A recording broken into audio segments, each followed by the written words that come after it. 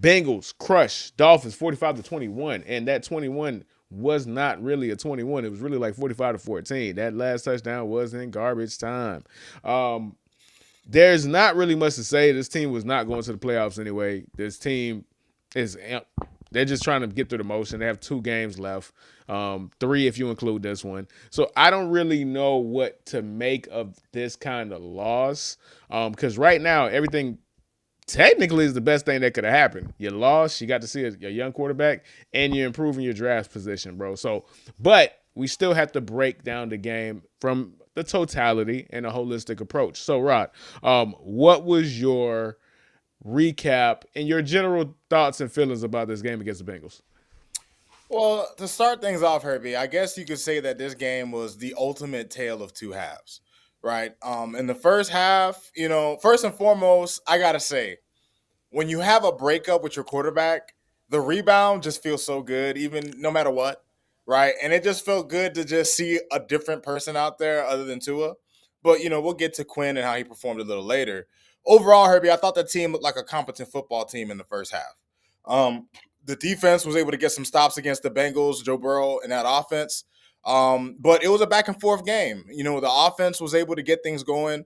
The first plays that they practiced all week, the scripted plays, they executed them well, and we were able to get a couple touchdown drives. Chan with a 50-yard touchdown. So, for all intents and purposes, Herbie, when we got to halftime, I thought to myself, all right, we got ourselves a game. I mean, at this point in the season, Herbie, we're not. I mean, there's not much to be expected of this team, right? Like they're not going to the playoffs. So whether they really win or lose, it's all about evaluation for me. Now, granted, what happens in the second half leads into a major problem that I have with a particular person. But the first half was, it was a fun. It looked like we were heading for a shootout, right? And then here comes the second half, Herbie, and this has really been not just a problem this season because the Dolphins coming into the game, Herbie, we were third worst in third quarter differential. I think we were minus 65 in point differential, which is third worst in the league, right? So we have not been a good second half team. But you look at McDaniel throughout his tenure, Herbie, he hasn't really been a good adjusting coach, right? There was a graphic that I wrote it down and I kept it in memory, Herbie. Mike McDaniel, when trailing in a game, is now he's 4-23. He was 4-22 going into this game. Now he's 4-23 when going into the half trailing. And it just goes to show, Herbie, that he is not a guy that you can depend on Mike to game plan for something nice that can catch a team off guard, catch them by surprise. But over time, Herbie, he gets caught up.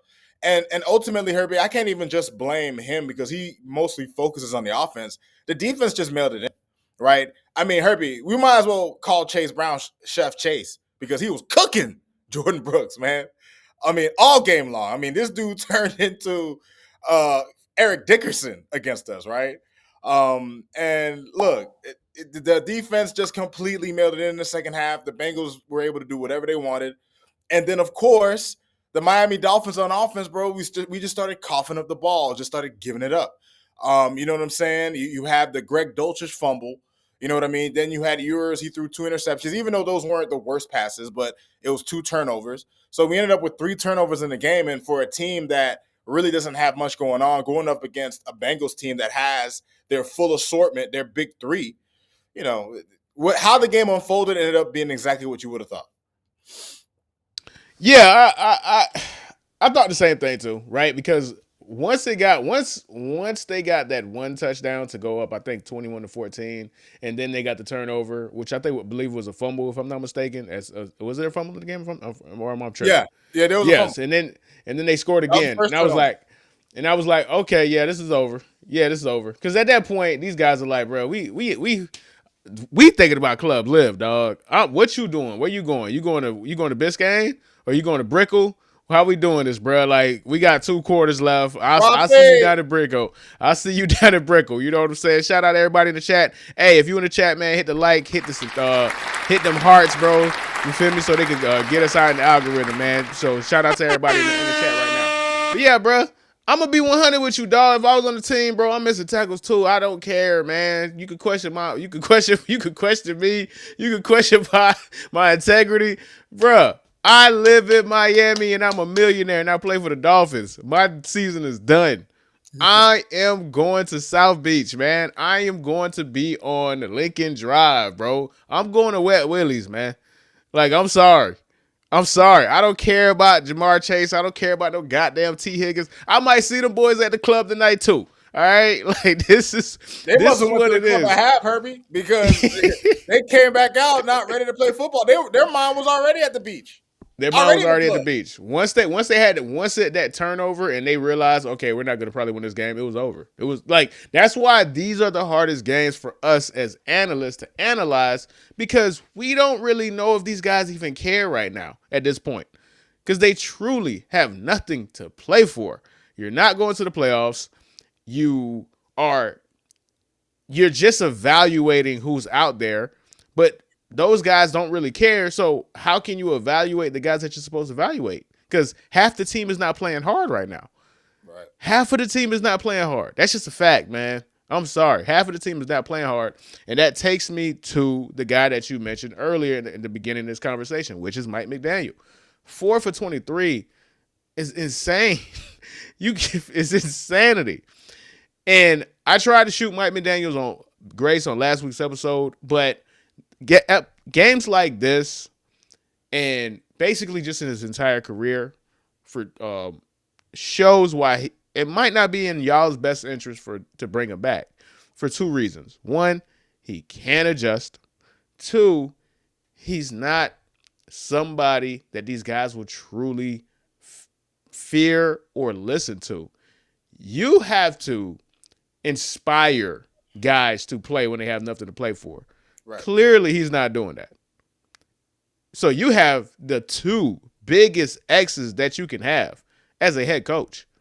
Inspiring people to play when they have nothing to play for, and being able to adjust when people adjust to you. So I don't know how you guys bring this guy back, especially if this is what you're going to get for the rest of the next two games. And Herbie, here's the worst part, right? It was reported by Ian Rappaport. I don't know who exactly his sources are, but it was reported that that Mike McDaniel is staying, Herbie. And it's funny because we had this conversation on Wednesday's pod, and I hadn't watched any film of the Pittsburgh game until that Thursday before the Rams game. I just decided to watch film of the game. I hadn't watched it all week. And it's funny. It brings me to this point since we're on the point of McDaniel. Herbie, this guy, I'm watching the film of the Pittsburgh game, and it was baffling to me how much of a beat on our offense they had. Like there were so many, and Tua played bad. He had a bad game. I'm not trying to throw him bail, but Herbie, like some of the best plays that were made in the game were Tua creating outside of the system. Like that's how bad. Like there were almost every time he dropped back, they knew exactly where to be. They knew exactly what parts of the field we like to. Like we were just completely figured out, and Yeah. it showed in the game. It showed we couldn't do anything until they decided. All right, we're up 28-3. You can do what you want, but it was alarming, Herbie.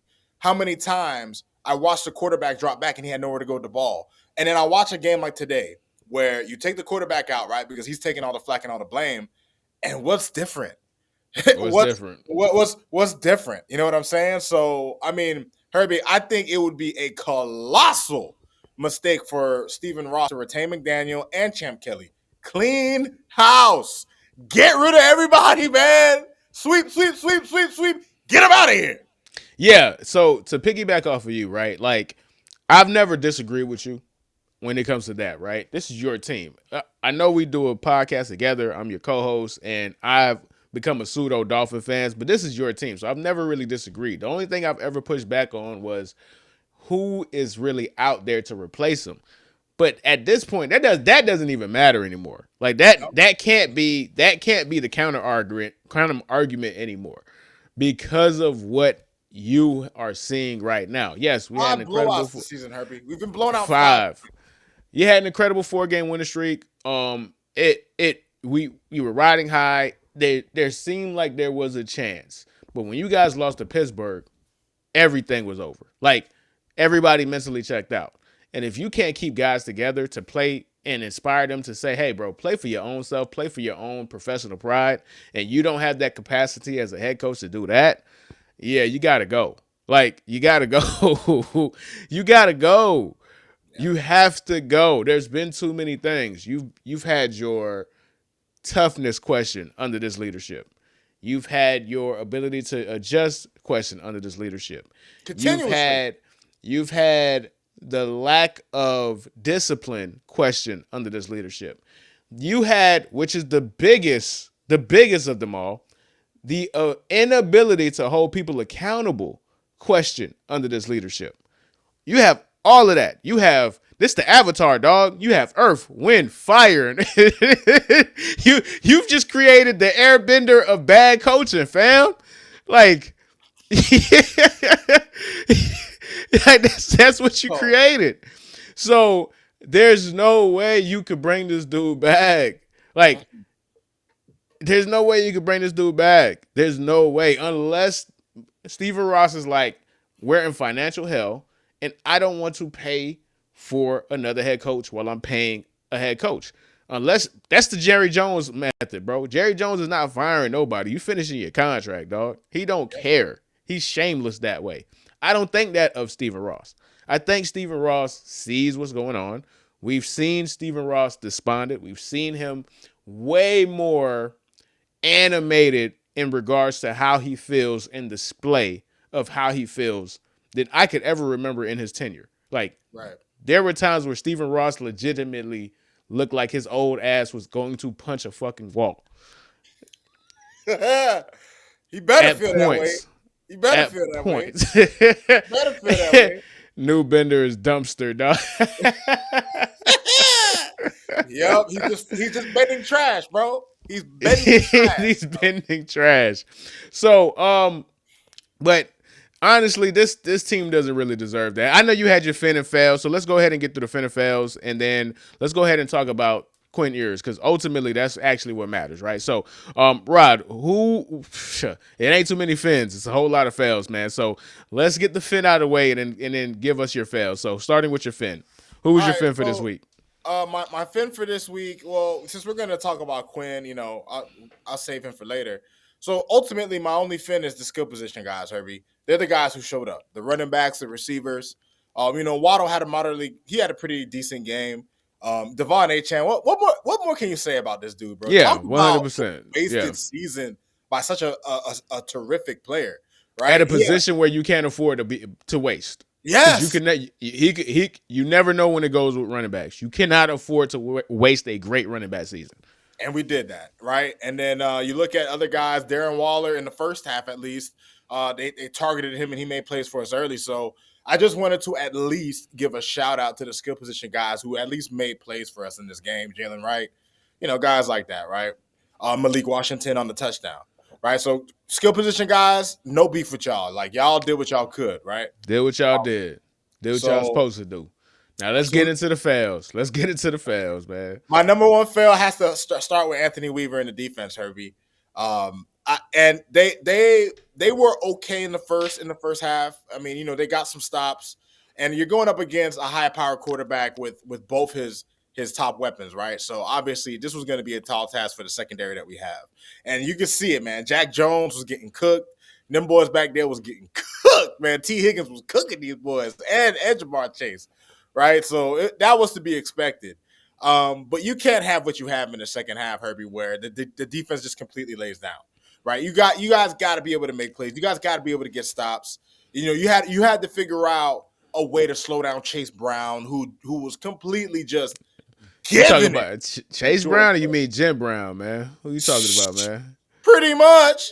Yeah, that Pretty was much. that was Jim Brown out there, He, man. was- he was Jim Brown today. He was unstoppable, right? And then of course you got Burrow and them boys, but and I listen. I put the defense in fail because they gave up 45 points, but the Yeah. offense didn't do them favors, right? With 3 turnovers, so there were times they were put in bad positions, but still, Herbie, you can hold a guy to a field goal. You don't have to give up the butt every single drive, right? So the defense got failed, and my number two fail was a guy we just spoke about, Herbie, Mike McDaniel.